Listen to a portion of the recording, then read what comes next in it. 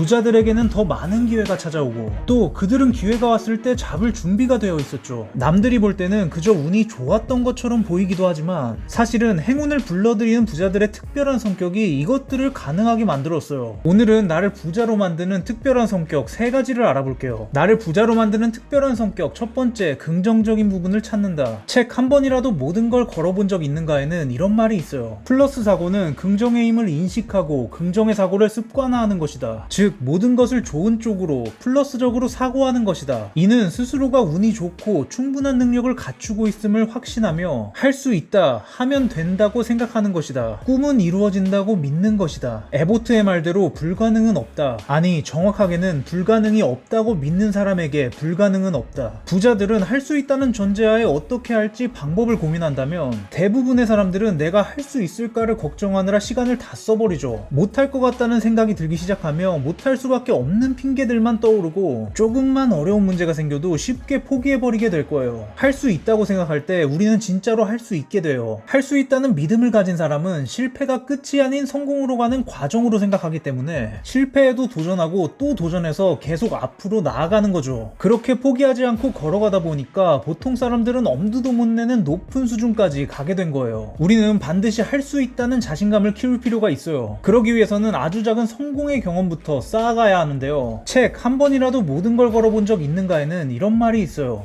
실패로부터 자존감을 회복하는 가장 좋은 방법은 새롭게 도전해서 성공하는 것이다. 무언가를 실패해도 실패로부터 교훈을 얻고 다른 것에 성공하면 자존감은 채워진다. 여기서도 작게, 더 작게의 법칙은 적용된다. 작은 것부터 성공해 나가는 것이 쉽다. 처음부터 자신감이 충만한 사람은 없을 거예요. 먼저 작은 성공의 경험부터 천천히 쌓아가는 거죠. 책상 정리, 침대 정리 같은 것들이 그 시작일 수 있어요. 그런 작은 일들을 완수했을 때 성취감이 생기고 그 성취감은 조금 더 큰 일들에 도전할 수 있는 자신감을 만들어주는데요. 그렇게 순차적으로 조금씩 더 큰 성공을 이루어 나가면서 어느 순간 예전에는 상상도 못할 큰 목표에도 할 수 있다는 자신감을 갖게 되는 거죠. 큰 성공을 못 해본 사람들만 작은 일들을 무시해요. 크게 성공하고 싶다면 일단 책상 정리같이 작은 일부터 시작해보세요. 나를 부자로 만드는 특별한 성격 두 번째, 이루고 싶은 게 명확하다. 책 한 번이라도 모든 걸 걸어본 적 있는가에는 이런 말이 있어요. 내 얘기를 믿지 못하는 많은 사람에게 물어보는 질문이 있다. 하느님이 3초 안에 소원 3개를 말해보라고 했을 때 대답할 수 있느냐다. 대부분은 얼버무리다가 답을 못할 것이다. 매우 잘못된 것이다. 자신의 미래에 대해서 생각하고 있지 않다는 증거다. 자신이 미래 기억을 갖고 있다면 단 1초 안에 자신이 이루고자 하는 일을 이야기할 수 있다. 이루고 싶은 목표가 얼마나 명확한지가 성공 여부를 결정해요. 마구잡이로 총을 쏘는 사람과 한 가지 목표물을 조준하고 사격하는 사람의 차이는 시간이 갈수록 벌어질 거예요. 항상 마음속에 조준하는 목표가 있는 사람은 인생이 그 목표를 향한 방향으로 나아가게 되는 거죠. 100억 부자를 조준하고 있다면 서점에 가도 부자와 관련된 책을 사게 되고 재테크를 공부하고 부자를 목표로 하는 사람들과 친해지게 될 거예요. 마음속에 명확한 목표를 갖게 되면 우리의 행동 또한 명확해지고 항상 목표에 더 부합하는 방향으로 의사결정을 하게 되는 거죠. 그렇게 명확한 목표를 가지고 꾸준히 밀어붙이는 사람이 결국 성공하는 거예요. 책 한 번이라도 모든 걸 걸어본 적 있는가에는 이런 말이 있어요.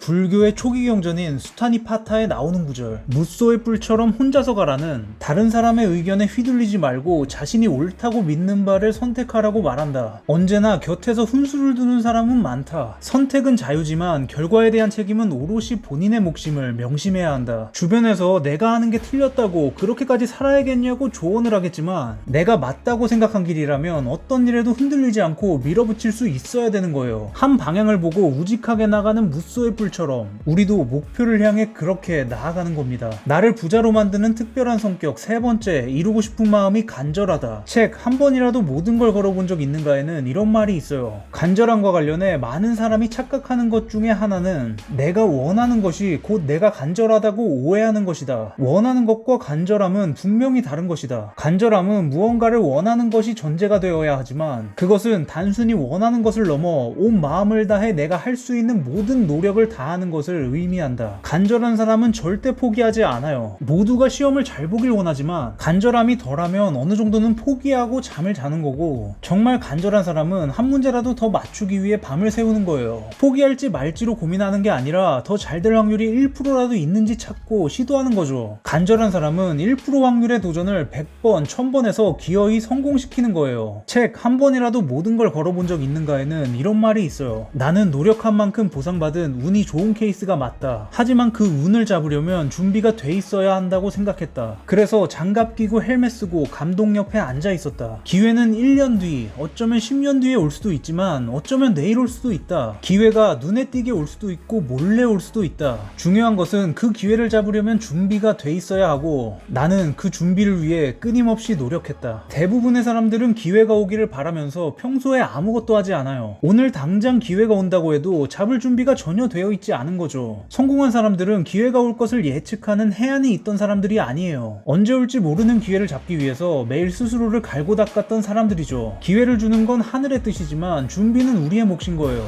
오늘 당장 기회가 와도 아쉽지 않은 사람이 될 수 있도록 이번 한 주도 잘해봅시다. 오늘 얘기는 여기까지 할게요. 모두 100억 법시다.